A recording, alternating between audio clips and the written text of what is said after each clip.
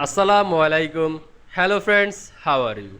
Welcome back to my another video. In this video, I am going to show you how to change the color of a line in Excel. Let's get started. At first, you have to open your Microsoft Excel software. Then open your Excel spreadsheet. Now you can see here are my sheet. Now I change the color of a line in Excel. At first, you have to insert a shape. Go to insert menu and click this shapes drop down menu and choose a shape. Now I choose rounded rectangle. Then draw this shape. Now I change the color of a line. At first you have to select this shape, then go to shape format drop down menu. Now you can see here are shape outlines drop down menu and choose a color. Click this drop down menu and choose a color. Now I choose this orange. Now increase this shape white. Now I choose 6 pt. Now you can see I change the color of line in Excel very easily. I hope you enjoyed my video.